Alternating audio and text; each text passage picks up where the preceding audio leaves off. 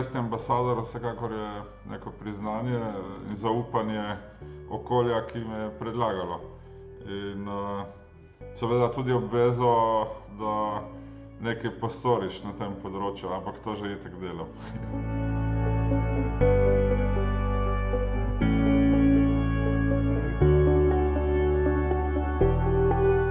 Kongresi so sigurno na nek način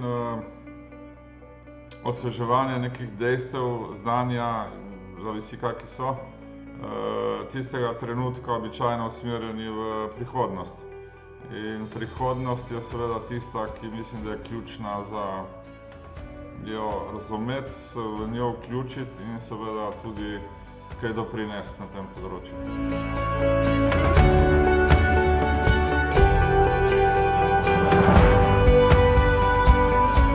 Naša stroka, tista, ki jo, to je svetloba in vse, kar se na tem dogaja, to je Združenje za razsvetljavo Slovenije.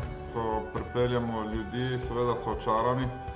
Moram reči sicer, da tudi mene, ko kam povabijo, pravim, da je tam lepo, ne.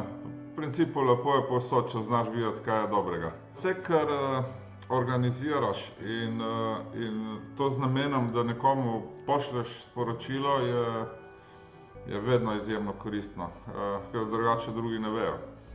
In seveda početi še več stvari, tudi mednarodnih, v Sloveniji.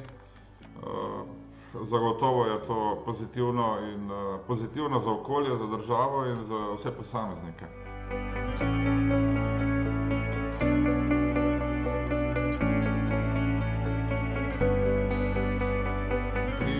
Ravnokar se ukvarjamo z zaključevanjem projekta Light Experience centra, kjer je na nek način noter tudi prostor za manjše kongrese, logično, bolj povezane na našo temo. Jaz sem pred časom, rekel celo, toliko dal šel, da tle že kar nekaj pripravil za našo univerzo tle na Goriškem, da bi v bistvu speljali skupaj z nami fakultativni študij na light designu. Sicer z tega ni nič ratalo, ampak to vsekakor je ena od potencialnih možnosti, ko povezava z gospodarstvom zagotovo daje najboljše rezultate.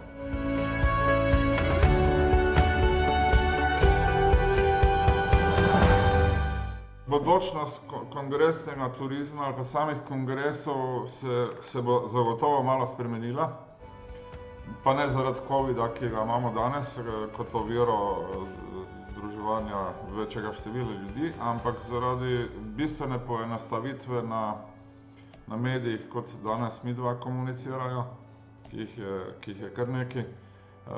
S tem olajša tudi potovanja ljudi, še posebej tistih, ki so oddaleč. Naj si bodi časovno, naj si bodi stroškovno. Je pa dejstvo, da videti v živo nekoga ima velike prednosti.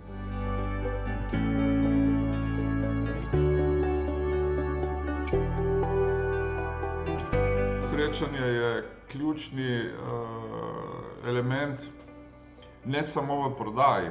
V nabavi mogoče ni toliko pomemben, v prodaji zagotovo in kongresi so sigurno ena od oblik prodaje nečesa, sporočil, ki jih hočemo prenesti in verjetno se vsi zavedamo, da občutek o nečemu dobiš v prvih par sekundah o nekom, in to ni samo obraz in glas, ampak je še vse ostalo, kar žal ne vidimo na Zoomih in Teamsih in podobnih.